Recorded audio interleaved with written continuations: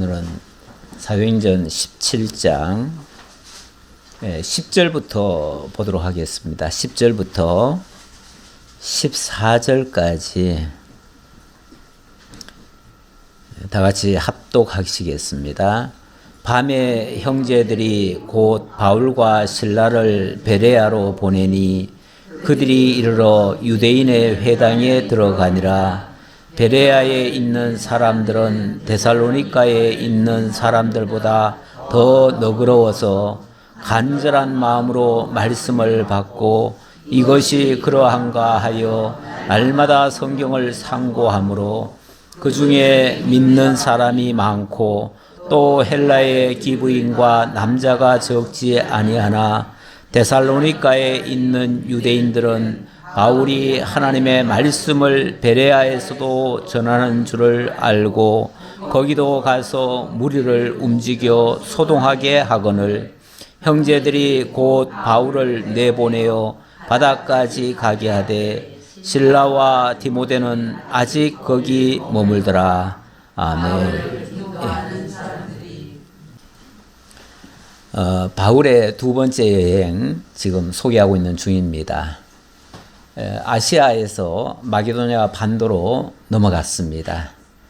마게도냐를 지나서 이제 아가야로 넘어가는데 아가야는 아덴과 고린도 지역을 아가야라고 합니다. 그래서 지금 아시아에서 유럽으로 넘어간 거죠. 유럽으로 넘어갔는데 아시아와 유럽은 문화적으로 전혀 다릅니다. 사람들이 어디에 사느냐에 따라서 생각도 다르고요. 구조가 좀 달라요. 아시아와 유럽은요, 어떤 면에서 정반대입니다. 반대예요. 글자를 써도요, 아시아 사람들은 오른쪽에서 왼쪽으로 써요. 옛날에.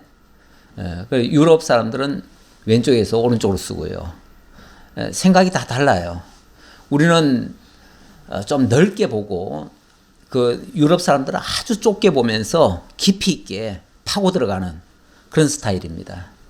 그래서 연구하는 게 유럽 쪽은 연구하는 쪽이 굉장히 많고 이 아시아 사람들은 뭐 묵상을 한다든지 뭐 이런 것이 많아요. 그리고 모든 종교의 발상지는요 아시아 쪽입니다. 아시아 쪽에서 종교가 만들어지고 그렇게 해서 유럽으로 이제 넘어가게 되는데 이러다 보니까 아시아와 유럽은 완전히 사상적으로도 다르고 문화적으로도 다르고 모든 환경이 다른 곳인데 거기를 지금 제2차 전도여행으로 떠난 겁니다. 떠났는데 아무래도 많은 저항이 있지요. 빌립보에서는 복음 전하고 그리고 거기서 귀신 들린 한 여자를 고쳐줬는데 그것 때문에 오히려 감옥에 갇히고 매를 맞고 아주 심한 그런 타격을 입었었죠. 그러다가 데살로니가로 넘어갔는데 데살로니가에서도 얼마 안 가서 또 쫓겨납니다. 거기서는 유대인들에게 쫓겨나지요. 그리고 베레아로 왔는데 그래서 여기 지금 옆에 그림을 경유지 1 데살로니가 여기서는 유대인들에게 종교적 시기와 핍박을 받았고요. 베레아에 왔습니다. 오늘 이제 베레아 이야기를 할 건데요. 베레아에서는 또 반대로 여기 사람들은 굉장히 말씀을 사모했어요. 그래서 그들은 말씀을 받고 간절하게 여기는 본문에서는 너그럽다고 그랬는데 아주 말씀을 잘 받아들였어요. 그래서 거기서는 잘 되는 것 같았는데 그런데 또 이 데살로니가에 있던 유대인들이 거기까지 쫓아와 가지고 또 방해를 해요. 그러니까 또 다시 다른 지역으로 넘어가는데 그 지역은 바로 아가야 지역이고 거기에 이제 아덴 지금으로 말하면 아테네 거기로 넘어갑니다. 그런데 거기는 굉장히 철학이 발달한 곳이에요. 그래서 거기는 사도 바울도 많은 사람들과 토론을 많이 하고 변론을 많이 했습니다. 그렇게 전혀 다른 세 지역을 지금 넘어가고 있다. 이렇게 보시면 되겠습니다. 예, 여기 지금 간추려 가지고 세 지역을 잠깐 구분을 해봤는데요. 세 지역이 복음을 받아들이는 데 있어서 토양이 달라요. 데살로니가 지역은 거기는 유대인들이 먼저 자리를 잡았었나 봐요. 그래서 바울이 복음을 전하려고 하니까 굉장한 기득권으로 그것을 제압을 해서 못하게끔 소동을 벌여가지고 얼마 하지 못하고 바로 쫓겨나다시피 나왔습니다. 근데 베레아 사람들은 아주 열린 마음으로 진지하게 말씀을 받아들였어요. 그래서 말씀을 굉장히 깊이 있게 상고를 했다고 합니다. 그러다 보니까 아무래도 거기 있는 사람들은 많이 예수를 영접한 것 같아요. 그리고 아테네 지역은 여기는 헬라 철학이 굉장히 발달한 곳이라서 그리고 우상 숭배가 또 굉장히 심합니다. 그래서 바울이 복음을 전하니까 호기심에 일단은 말은 들어보는데 나중에 가서는 막 조롱을 합니다. 그리고는 그 중에서 몇 사람은 건짐을 받는데 대다수의 사람들은 잘 영접하지 않았다. 그래서 세 지역이 각각 이런 특성을 다른 특성을 가지고 있더라. 그 내용을 간추려서 설명드려 놓고 그리고 이제 내용 속으로 들어갑니다. 지난 주간에 마지막에 데살로니가 지역에서 복음 전하다가 핍박을 받은 장면이 있었고요. 그리고 베레아로 옮겨서 거기서 복음 전하는 장면. 자, 10절 보겠습니다. 밤에 형제들이 곧 바울과 실라를 베레아로 보내니 그들이 이르러 유대인의 회당에 들어가니라. 방금 데살로니가에서 유대인의 회당에 들어갔다가 거기서 3주간 세 안식일에 성령을 가지고 강론을 하기는 했어요. 했지만은 결과적으로는 쫓겨나다시피 했지요. 그랬는데 데살로니가로 옮기자마자 또 회당으로 들어가네요. 우리가 무슨 어려움을 당하면은 웬만하면 그것은 좀 피하지요. 그 다음에는 똑같은 걸 또 당할 것 같잖아요.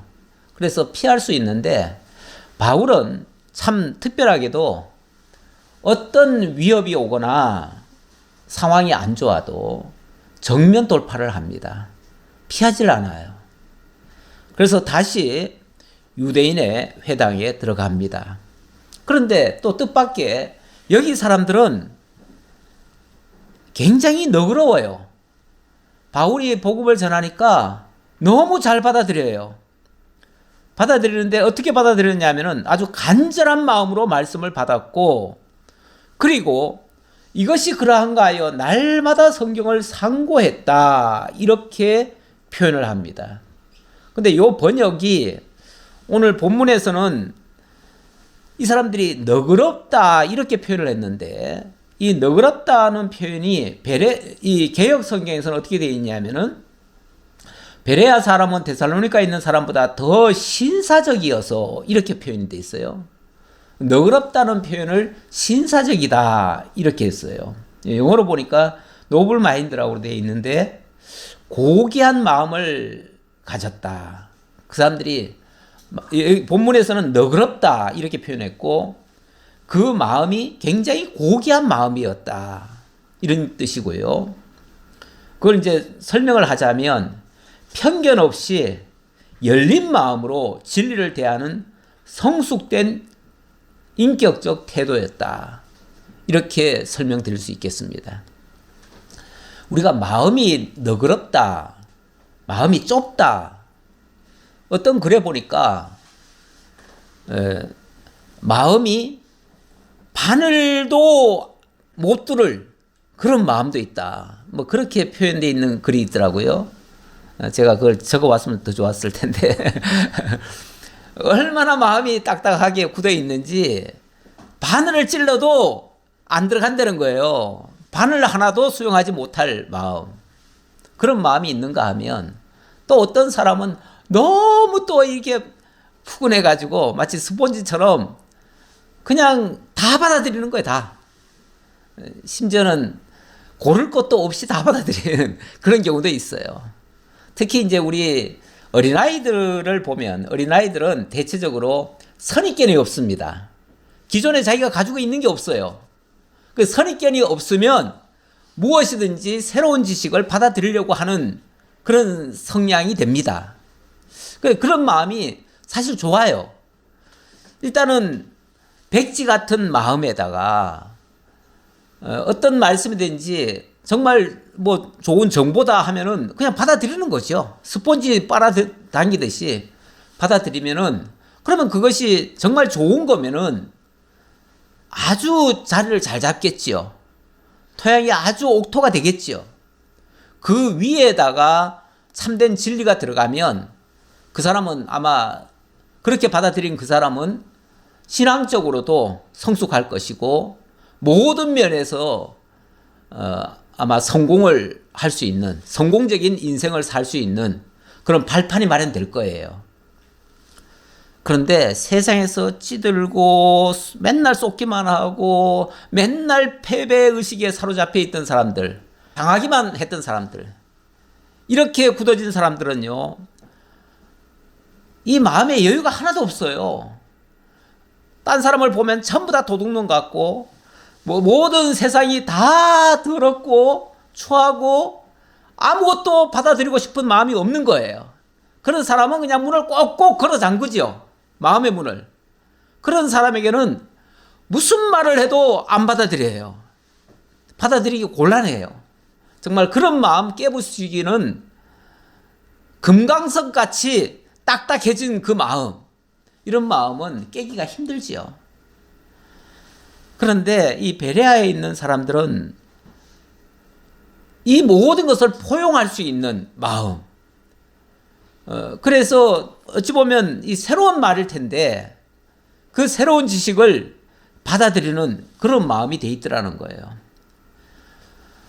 우리가 말을 하는데 남의 말을 잘 경청을 하고 잘 받아들이면, 그리고 말을 하더라도 격조 있게 얘기를 하고 예의를 좀 갖춰서 말을 하고, 그런 사람을 뭐라고 그래요?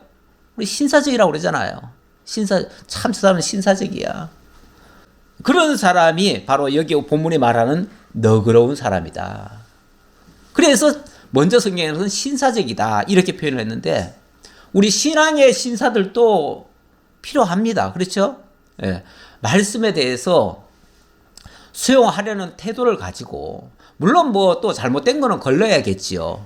그 분별력을 가지면서 좀 너그럽게 이해하고, 설령 나하고 조금 다른 부분이 있더라도 좀 수용하려고 하는 태도를 가지면은, 그러면 서로를 존중하잖아요. 그리고 어떤 사람이 무슨 얘기를 했는데 나와 조금 다르더라도요, 또 그 사람 말에 옳은 것도 많아요. 그렇잖아요? 옳은 게 분명히 있어요. 나와는 좀 다를 수 있어요. 왜냐하면 내가 다 아는 게 아니잖아요. 나도 좀 모르는 부분이 있기 때문에 누구한테서라도 배울 게 있고요. 심지어는 할아버지가 손주한테도 배울 게 있다고 그랬어요.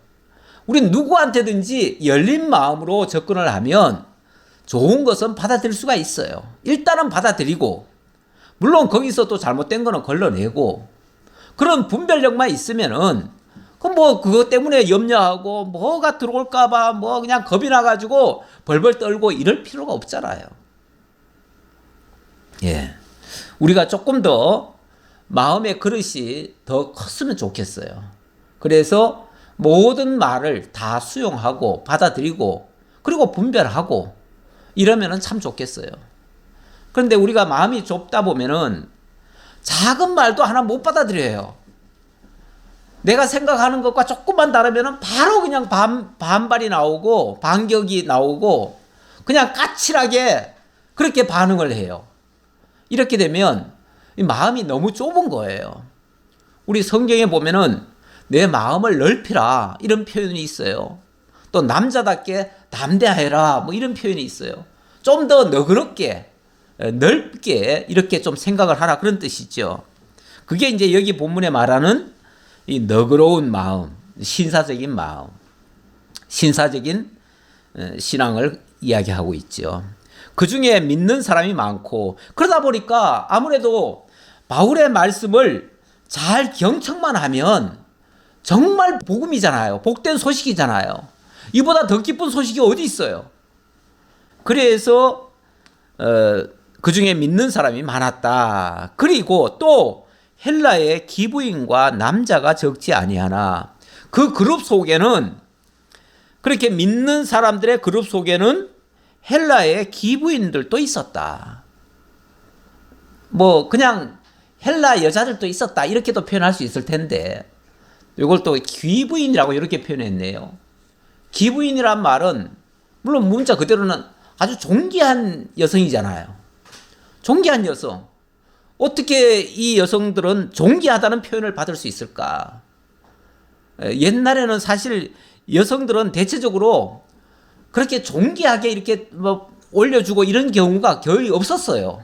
없었는데 아주 귀부인이라고 표현하는 거 보면 이건 단순히 사회적으로 신분이 높았다는 의미보다는 그 말씀을 받는 그 여성들의 그 태도가 너무 진지하고 그렇게 잘 수용을 했기 때문에, 그래서 아마도 귀부인이라고 하지 않았을까 싶어요. 그러니까 남자들에게는 신사적이라는 표현을 쓰고 여자들에게는 귀부인이라고 표현을 한 것 같아요.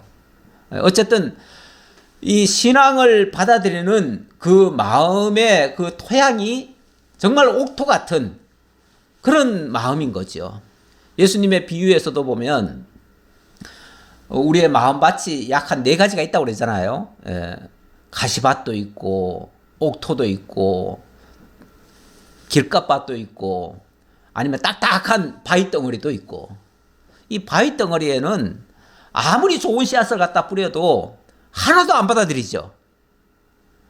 근데 이제 길가밭 같으면은 혹시라도 잠깐 뭐 좀 그늘지고 이런 데는 잠깐은 싹이 나는 것 같지만은 금방 또 말라버리죠. 그런데 옥토에 뿌려지는 것은 정말로 씨앗도 잘 발화하고 잘 자라고 잘 열매도 맺고, 어쩌면 그런 토양을 가진 성도의 모습이 아니겠는가 이렇게 볼 수가 있겠습니다. 13절. 데살로니가에 있는 유대인들은 바울이 하나님의 말씀을 베레아에서도 전하는 줄을 알고 거기도 가서 무리를 움직여 소동하게 하거늘. 자, 이렇게 베레아 교회에 쉽게 말하면 말씀을 잘 증거했고 또 거기 사람들도 잘 받아들였어요. 그래서 교회가 참 아름답게 세워지는 것 같았어요.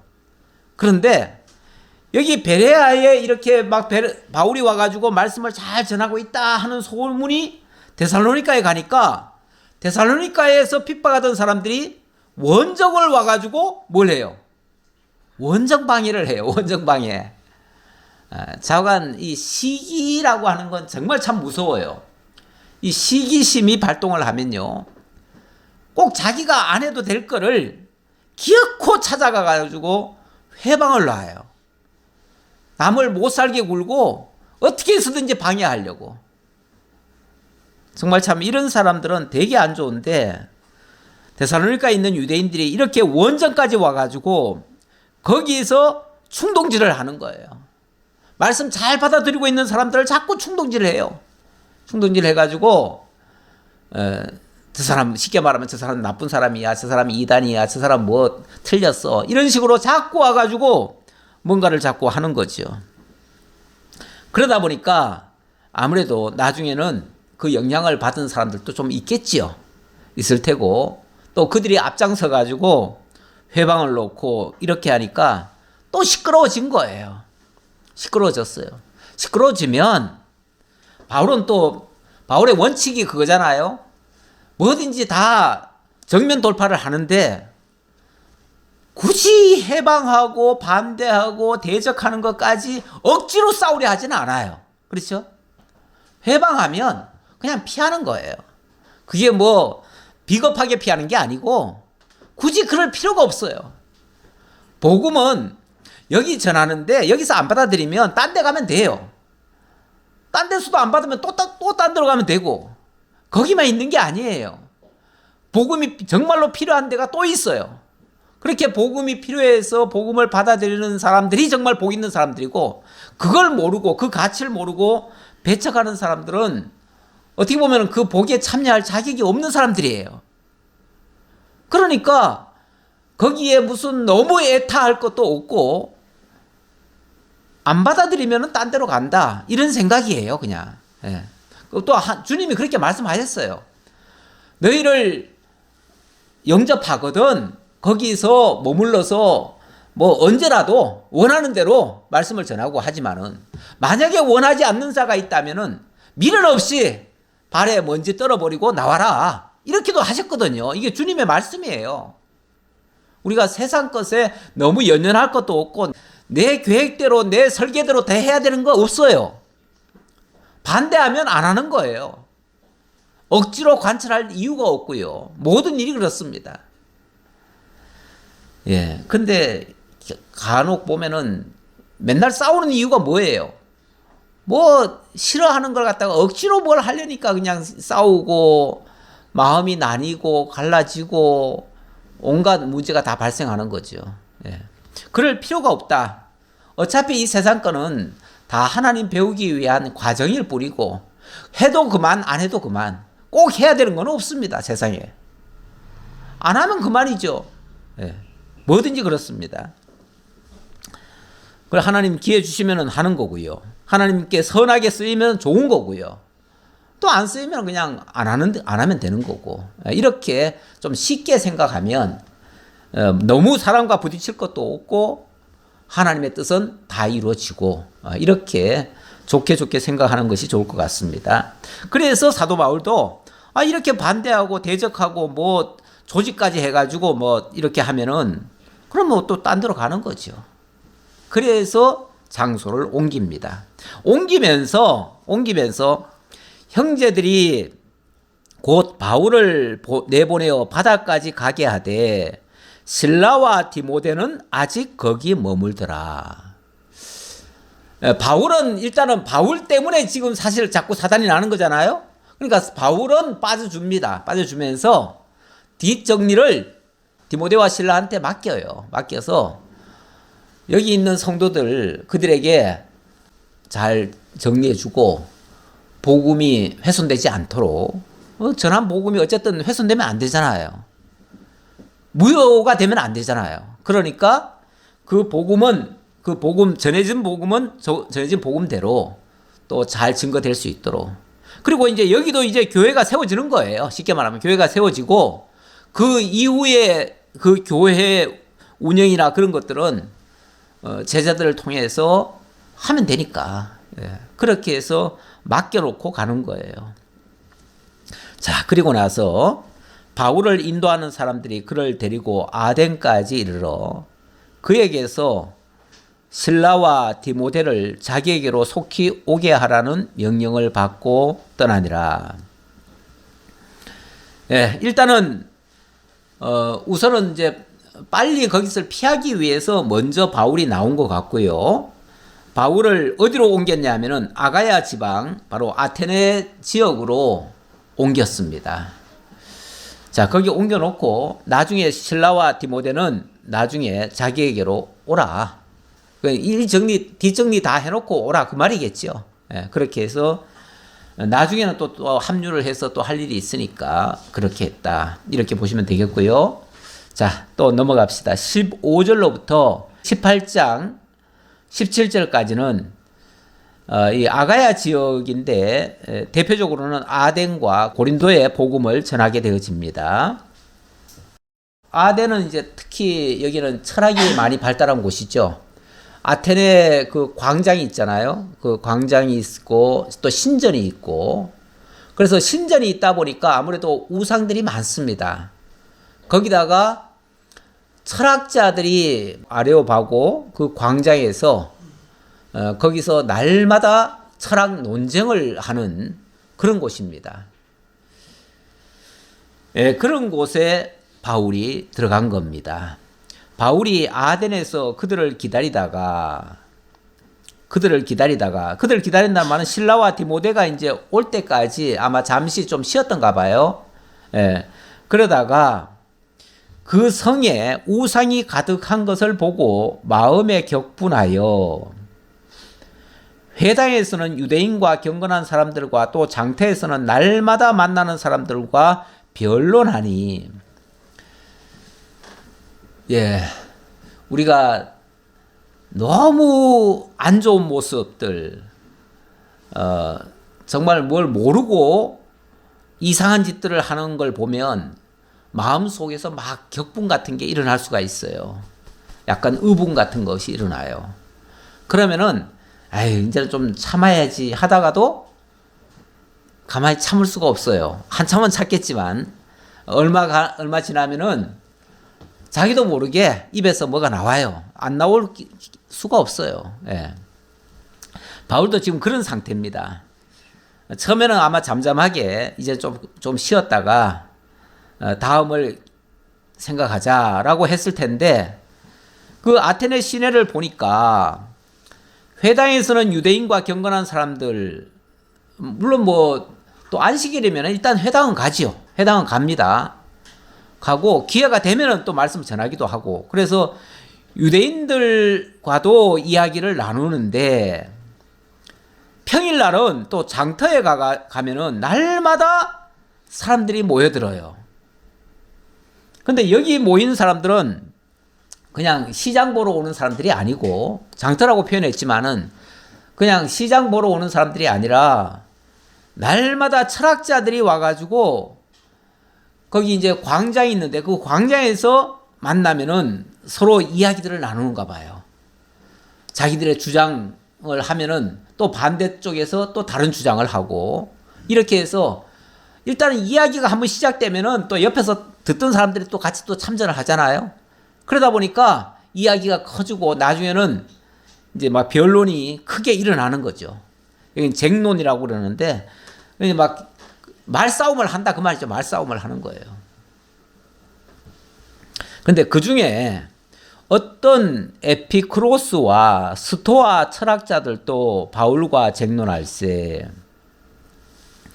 여기에 대표적인 철학자들이 중에는 에피크로스 학파가 있고 스토아 학파들도 있었다, 이렇게 이야기를 하네요. 아무래도 한쪽만 주장하는 사람들이 얘기하면 그렇게 길게 얘기할 것도 없어요. 다 똑같은 얘기를 하는데 뭐 그렇게 뭐 말이라고 하는 게, 이 말을 하면은 반대 얘기가 나와야 서로 주장이 거세지고, 그러다 보면은 이제 막 말싸움이 커지고, 그러다 보면은 점점 이제 판이 커지는 거죠. 근데 이 사람들은 이게 재미예요, 재미. 그 철학하시는 분들, 그 신학자들도 마찬가지입니다. 사실은 신학과 철학이 그 목표나 그런 것이 좀 달라서 그렇지 방법은 비슷할 수가 있어요. 비슷해가지고 그래서 신학자들 중에는 철학 박사를 하시는 분이 많지요. 예. 그리고 저도 사실은 지난번에 그 뭐 명예 박사 받으라 그래가지고 신학 받을 거냐 철학 받을 거냐 그래가지고 기왕이면 철학을 받으시라 그래가지고 제가 이제 철학을 받기는 받았는데, 어떻게 생각하면 신학을 받을 걸 괜히 철학을 받았나 싶은 생각이 들긴 해요. 평소에 제가 철학을 썩 좋아하지는 않습니다. 일단은 철학자들은 별로 그렇게 중요하지 않은 말을 갖다가 굉장히 쪼개가지고 그냥 복잡하게 얘기를 하고, 그거를 알아듣지도 잘 못하는 말을 갖다가 길게도 하고, 이런 식으로 많이 해요. 그래서 어떤 분들이 그런 얘기를 하더라고요. 포럼이나 이런 걸 하면은 자관 간단한 얘기를 갖다가 복잡하게 꼬아서 하는 그런 재주가 있다고. 특히 철학자들이 그런다는 거죠. 철학자들은 쉬운 말도 쉽게 안 합니다. 굉장히 어렵게 말을 해야 자기네들의 지식이 드러나서 그런지 어쨌든 어렵게 말하는 재주가 있어요. 예. 근데 그게 이제 사실 우리한테는 별로 쓸모가 없지요. 우리는 어려운 거를 쉽게 설명해야 맞지요. 그 이제 물론 신학자들도 쉬운 걸 갖다가 어렵게 얘기하는 사람들이 있고요. 특히 이제 교수들은 그런 쪽으로 많이 가는데 목사들은 어쨌든 어려운 말이라도 성경에 아무리 어려운 말이 적혀 있어도 그거를 쉽게 설명을 해야 목사들이 할 일 같아요. 예. 그런 면에서 좀 충돌이 일어날 수도 있지요. 어쨌든 바울이 말하고자 하는 그 의도와 에피쿠로스와 스토아 철학자들, 이 또 에피쿠로스와 스토아도 또 정반대예요. 정반대예요. 이 사상이 완전히 다른데요. 누가 이렇게 구분해 놓은 게 있길래 제가 가져왔는데요. 에피쿠로스 학파는 일종의 쾌락주의라고 그래요. 쾌락주의. 그리고 스토아 학파는 이성을 더 중시하는 그런 주의입니다. 이 쾌락주의라고 해가지고 뭐 세상 육체적 쾌락을 추구하는 건 아닌데, 인생의 행복을 이제 최우선으로 여기는 사람들이에요. 인간이 뭐가 제일 중요하냐? 행복이다. 즐겁게 사는 거다. 그걸 이제 쾌락이라고 표현한 거죠. 그럼 우리 인생이 뭐 딴 거 있냐? 즐겁게 살아야지. 즐겁게 살려면 어떻게 해야 되느냐? 그 방법론에서는 뭐 평정심을 가져야 되고 모든 불안 싹 제거해야 되고 세상의 것 너무 욕심내면 안 되고 그리고 뭐 두려움이나 이런 것들을 딱 제거해야 되고 그러기 위해서는 때로는 작은 공동체에서 이렇게 살아야 좀 더 즐겁게 살 수 있다. 이 복잡한 이 거친 세상에서 막 싸워가면서 살면은 모든 걸 다 잃잖아요. 우리 성경에도 보면은 싸우는 여인과 그 부잣집에서 사느니 혼자 움막에 가서 혼자 사는 게 낫다. 그런 말이 있어요. 예, 육선이 가득하고도 싸우는 것보다는 혼자 그냥 움막에서 사는 게 낫다. 어찌 보면 이 쾌락주의에 비슷한 표현이에요. 제 느낌에. 예. 나 행복하면 되지. 예. 나 행복하면 되지. 그러려면은 뭐 복잡하게 이렇게 살고 맨날 싸우면서 사느냐.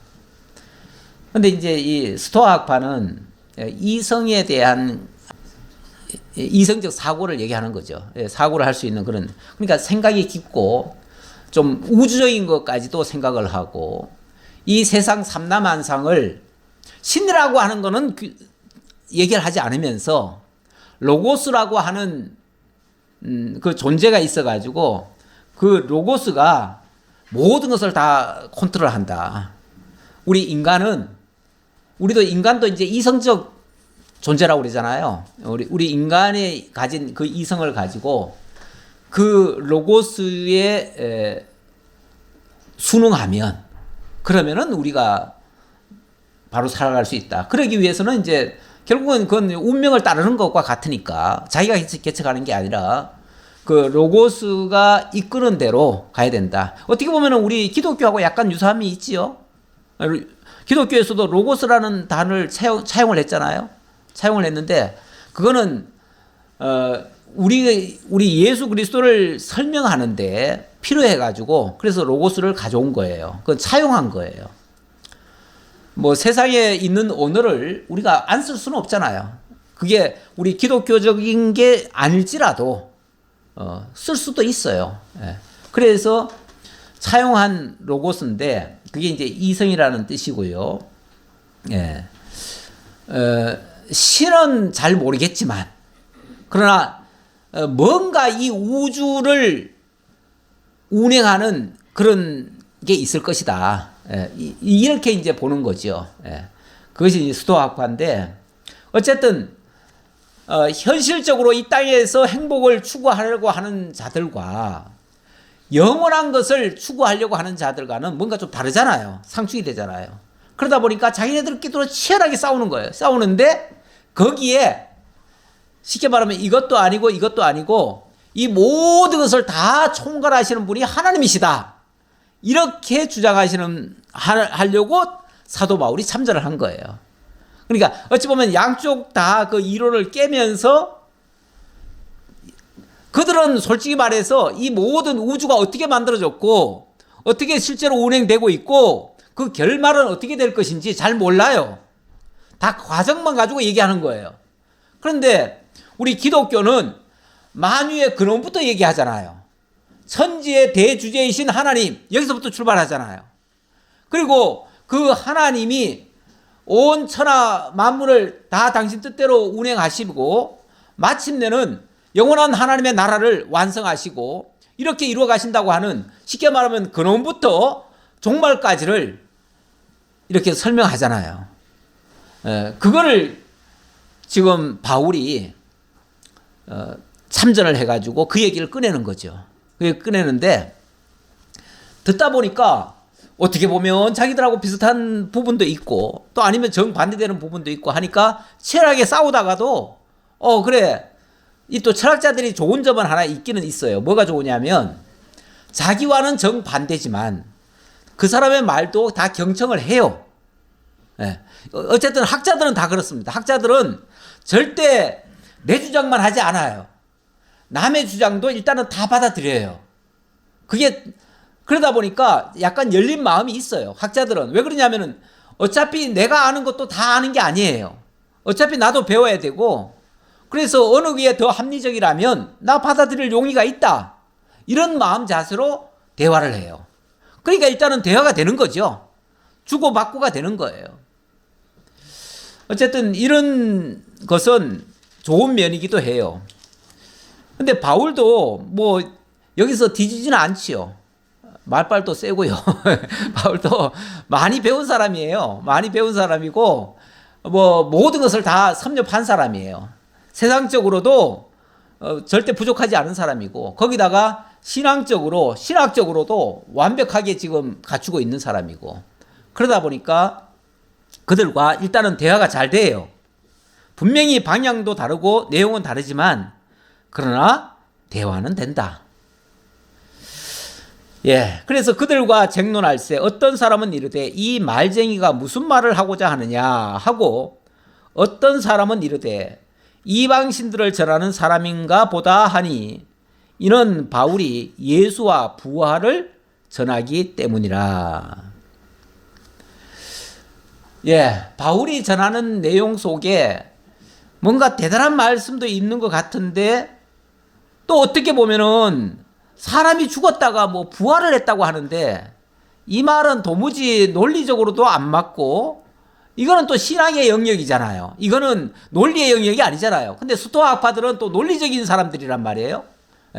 아주 이 에피쿠로스 학파는 현실주의자들이고, 쉽게 말하면 현실주의자들이고, 스토아파는 아주 이성주의자들이라 뭐 논리적이지 않은 건 안 받아들여요. 그런데 바울의 말이 논리적인 것 같으면서도 또 신앙적인 얘기를 하잖아요. 믿을 수 없는 말. 사람이 죽었는데 부활했다는 거예요. 이거는 뭐 동서고금에 듣도 보도 못한 얘기란 말이에요. 이런 얘기는. 그러니까 그래서 이 말쟁이가 그러니까 말로도 안 졌어요. 바울도 말쟁이라는 소리 들었어요. 이거는 완전히 이제 철학자들의 뺨을 때릴 수 있는 그 정도의 실력을 갖추고 있더라, 그 말이죠.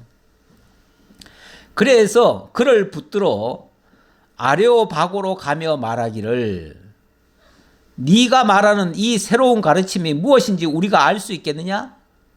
그들이 그냥 바울이 그런 말을 던져놓으니까, 화두를 던져놨지요? 던져놓으니까 붙들고 그 얘기 좀 더 해달라는 거예요. 더 해달라.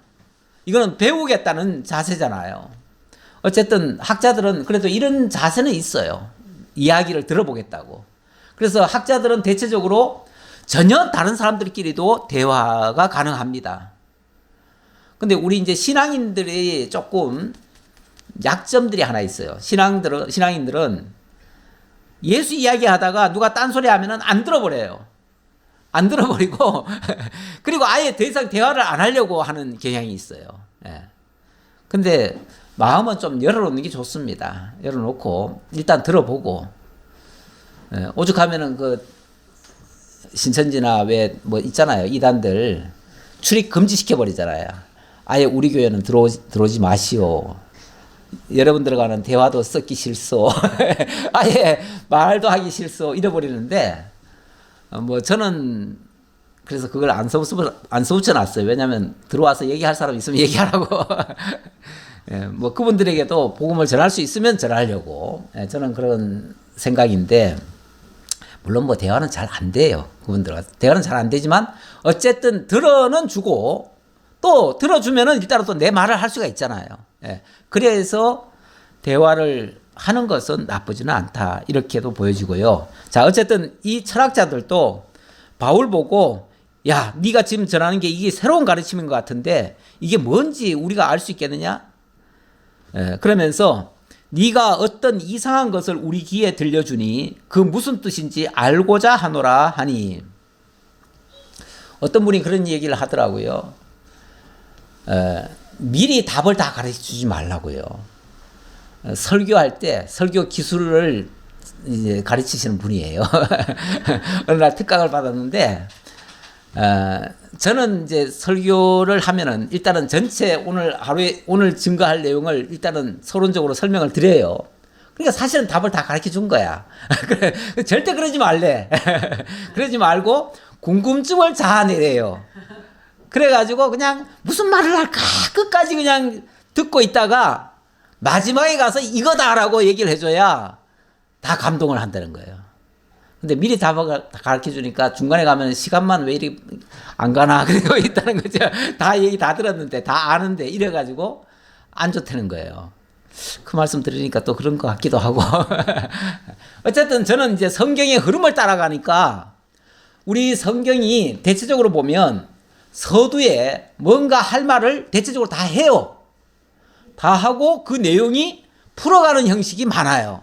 그래서 저는 그 방식이 이 성경의 방식이다 싶어가지고 대체적으로 그런 식으로 저는 하고 있습니다. 하고 있는데 어느 게 뭐 더 정답인지는 알 수 없으나 어쨌든 사도 바울이 복음을 전할 때 모든 것을 처음부터 다 얘기한 것 같지는 않아요. 틀림없이 다 얘기는 하지는 않았겠죠? 그러나 상대방으로 하여금 궁금증을 자아내도록 만든 것 같아요. 그러니까 그 사람들이 달라붙어요. 달라붙어가지고 야, 네가 아까 말한 거 그 무슨 소리인지 우리한테 좀 더 알려줄 수 없겠니? 하고서 따라오면서 지금 얘기 더 해달라는 거예요. 어쨌든 더 들으려고 하도록 만든 것은 잘한 것 같아요. 그렇죠? 네, 잘한 것 같아요. 자, 그러면서 모든 아덴 사람과 거기서 나그네 된 외국인들이 가장 새로운 것을 말하고 듣는 것 이외에는 달리 시간을 쓰지 않음이더라. 이 아테네에 와 있는 사람들은 대체적으로 유학 온 사람들이 많아요. 거기에 이제 아마 대학도 있고 있을 거예요. 그러니까 그쪽에 와서 공부하면서 뭔가 새로운 학문, 신학문을 거기서 이제 배울 거 아니겠어요? 배우면은 뭐든지 다 호기심이에요. 그래가지고 막 듣기를 좋아하고 어쨌든 뭐 들으면은 또 토론이 나오고 토론 나오면 거기서 또 새로운 걸 또 배우고 이러니까 그게 하나의 그쪽의 문화가 된 거예요. 이 사람들은 맨날 와가지고 거기 유학 온 사람들이니까 뭐 거기서 뭐 직장을 구하겠어요? 뭘 하겠어요?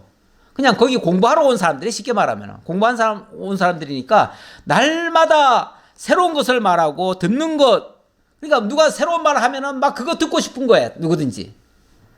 새로운 신문물은 누구든지 다 받아들이려고 하는 거예요. 이런 곳이에요, 여기가. 그래가지고 이제 그걸 바울이 잘 알잖아요. 그걸 딱 파악을 하고 그 다음에 뭐라고 얘기를 하냐면 바울이 아레오바고 가운데 서서 말하되, 아레오바고는 이제 광장이에요. 쉽게 말하면 여기 뭐 시청 앞 광장처럼 거기에 사람들이 모여가지고 날마다 그냥 여기저기 앉아가지고 이야기를 나누는 거예요. 그냥 그룹을 지어가지고. 그런데 쉽게 말하면 한 중간에 어디 뭐 좀 높은 데가 있었는지 모르겠어요. 거기에 사도 바울이 딱 서가지고 여러분 하고서 이제 외치는 거예요. 광장에서 외쳐요. 외치기를 바울이 아레오바고 가운데 서서 말하되 아덴 사람들아, 여러분 아덴 사람들이요, 당신들을 보니까 범사에 종교심이 참 많습니다. 그렇죠? 뭐 그렇게 궁금증도 많고, 이 종교심이 많다는 건 뭔가 새로운 것에 대한 막 갈증도 있고, 뭔가 알고 싶고, 뭔가 믿고 싶고, 뭔가 이런 것이 종교심이잖아요, 일종의. 예. 사실 종교심이 없으면요, 관심도 없어요, 아무것도.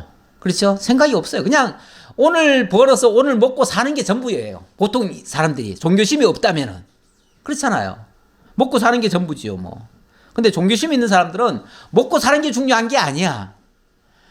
우리 인생은 왜 태어났으며, 뭘 위해서 살며, 우리는 어디로 가며, 이제 장차 이제 이런 것까지 다 생각하는 사람들이에요. 이런 사람들은 이제 신을 바로 만나면은 정말 좋은데, 신을 잘못 만나면은 그게 전부 다 우상숭배로 돌아가요.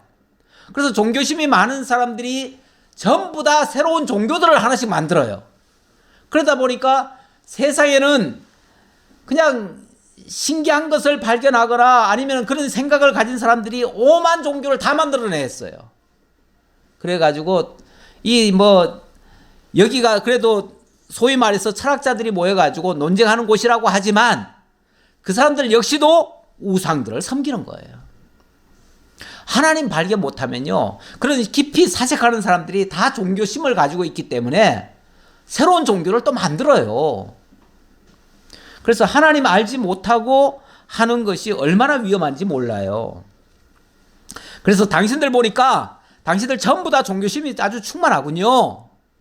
그러면서 하는 소리가, 내가 두루 다니며 너희가 위하는 것들을 보다가 이런 것도 봤습니다. 그 한 바퀴를 다 돌았나 봐요. 돌다 보니까 뭐 별의별 신들이 이름이 다 있고 거기에 우상들도 만들어 놓고 다 섬기고, 뭐 사람들이 저마다 뭐 어떤 사람은 거기 가서 목탁을 두들기고 어떤 사람은 거기 가서 절을 하고 뭐 별짓 다 하는 거예요. 향을 피우는 사람도 있는 거 하고 별짓 다 해요. 그런데 어느 신절을 보니까 거기는 알지 못하는 신에게라고 써 있어요.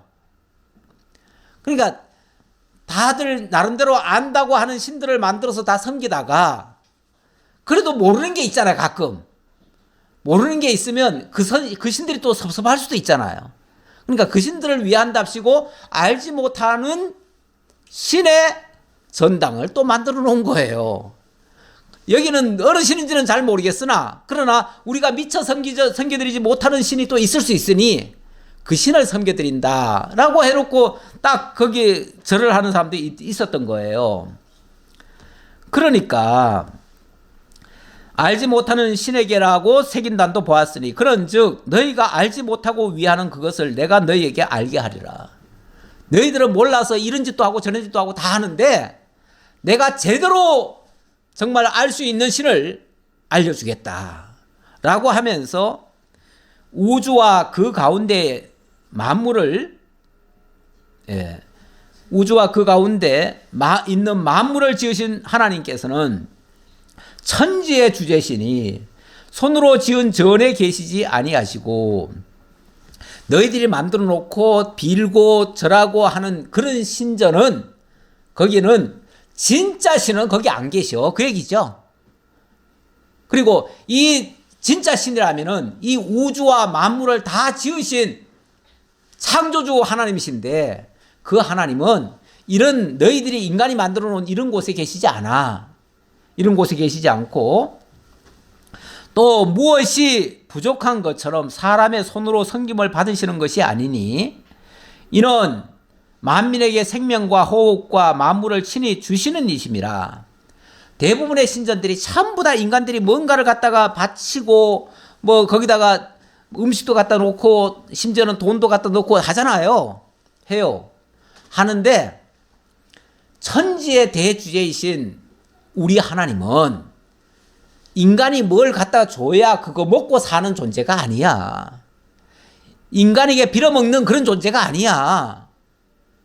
오히려 인간에게 필요한 모든 것을 공급하시는 분이야. 왜냐하면 그분이 창조주니까. 이 천지 만물도 다 너희를 위해서 만들어 놨으니까. 그러니까 너희에게 진심으로 진정으로 너희에게 필요한 것을 다 공급할 수 있는 그런 신이 진짜 신 아니겠느냐.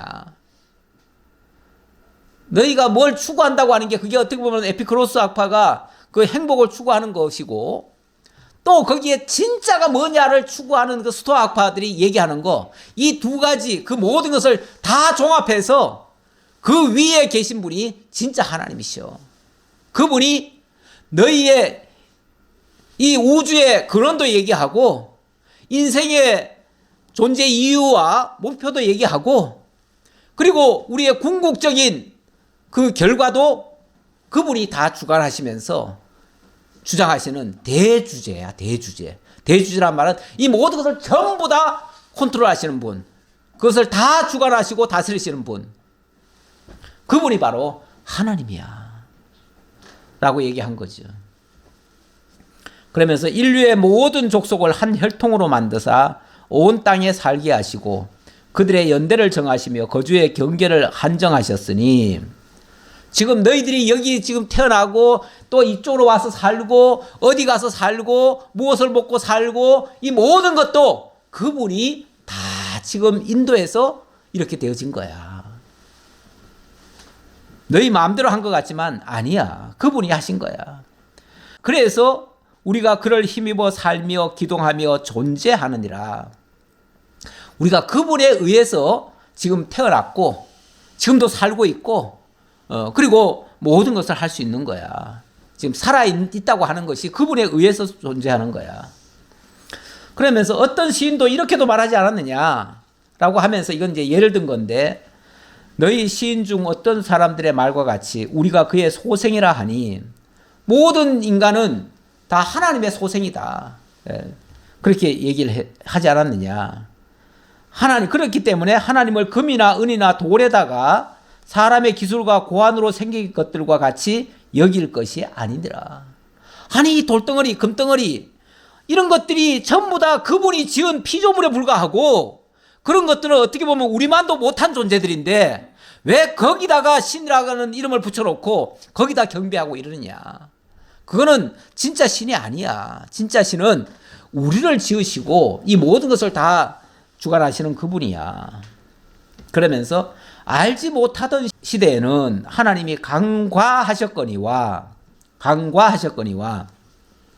이제는 어디든지 사람에게 다 명하사 회개하라 하셨으니, 지금까지는 너희들이 다 아무것도 몰랐기 때문에 하나님이 어떻게 보면은 그냥 내어버려 두셨는데, 이제는 이제 예수 그리스도를 통해서 회개하라고 하는 이 복음을 선포하셨다.